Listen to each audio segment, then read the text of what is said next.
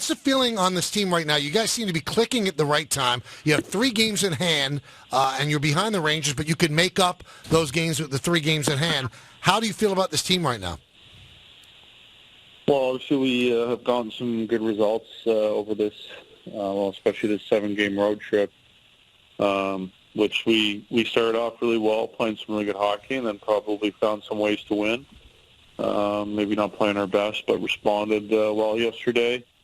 Even though we gave up the lead, I think for the most part we played a pretty good all-around game. And anytime you play the Rangers, the games can be so unpredictable. We played two tight ones earlier this year that were real hard, checking and close scoring, great goaltending. Yesterday kind of had a little bit of everything. So, we just want to keep building on our recent success, and obviously where we're putting ourselves in this position to obviously try to keep climbing the ladder and push up the standings. 3 points back of the Rangers for second place, 3 games in hand. You've beaten them all 3 times you played them.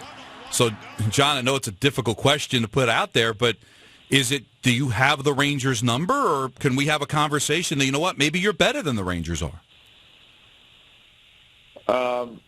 Well, certainly, we're 3-0 against them this year, so we've had some success. I think as a team, personally acknowledge that, but there's a lot of hockey left to be played and a lot to prove. So ultimately, our main goal is to win the Stanley Cup, and it's a process, and making sure we get to the playoffs, and obviously trying to get home ice. And if that's a team you got to go through, and no secret how much we enjoy the rivalry and how fun it is to be a part of. It's a team you want to be better than, and certainly have success against.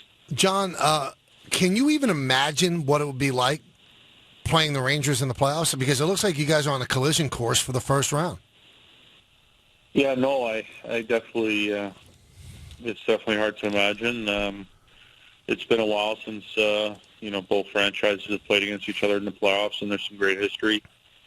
And then, obviously, the rivalry speaks for itself. So it's really, it's always, no matter where the teams are in the standings, it's always been very intense. But you can tell there's just a little bit more from both fan bases, especially last year and this year, just with how close we've been in the standings and both being competitive and having opportunities to win. So it's definitely only made it that much more fun to play in and be a part of. Well, John, the start was amazing. The Rangers didn't have a shot on goal until 10-10 into the first period. You get the first 3 goals. But what changed? What shifted? Was it the Rangers just getting their legs, or did they make some sort of an adjustment that they were able to still fight back and get back into the contest despite that rough start? Well, I think if you,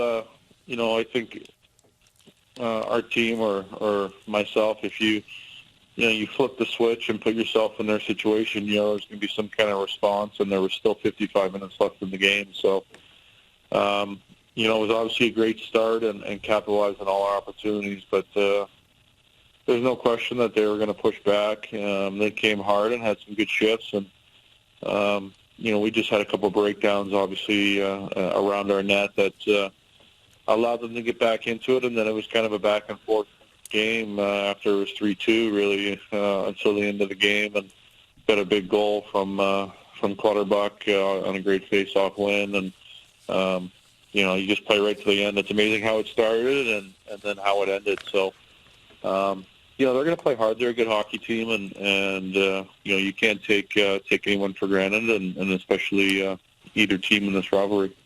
Talking with the great John Tavares of the Islanders, their center here on the Michael Kay Show after a big win over the Rangers. John, on a more personal level, has it been a little difficult having different guys on your line all year? Has that affected the way you've played? No, I don't think it's for myself. That's been difficult. I played with a lot of guys last year and very familiar with their group. We really didn't make any changes up front, so that's. Understanding of the way each and every guy plays, kind of everyone's role, their strengths, and what they bring to the table is, very familiar and very helpful. I think mostly it's, you look yourself in the mirror and ask yourself for how you're playing and where you can be better. And I know for myself, up until this point in the season, it's been up and down, and just trying to keep finding consistency and be more productive and be accounted on, obviously, for the minutes that I play and the role that I play. So, I know, especially being the leader of the team, you want to keep challenging yourself and expect more. And certainly that's the way I feel to this point in the year. Now, I know it's cliche, but it's always tough to play that next game after the Ranger-Islander rivalry, and it's always tough to play that first home game after a long road trip. Well, that next game's tomorrow against Pittsburgh, and Pittsburgh's only 3 points back. So as a leader on this team, do you have to tell your teammates about not having a letdown tomorrow against the Penguins? I don't think there's too much to be said. I think the great thing about our group is we're so familiar with one another. We've been together for so long. For our first number of years, we would relish to have these opportunities in these types of games at this point in the season. And obviously, there's in a way, there's always been a recognition of not allowing that to happen, and how playing the Rangers, or like you said, coming back from a Western swing, it can allow you to come out to be sluggish. But playing that game on Sunday, I think, was good back on the East Coast, and certainly I think where the standings sit and where Pittsburgh is and how well they've been playing and how many times we've seen them over the years, the rivalry between us and them is very high. And it's an important game, and I don't think there should be any question that we won't be ready to play. 19-8-4 at Barclays Center. Does it feel like a true home? I mean, do you feel like you have a home ice advantage there?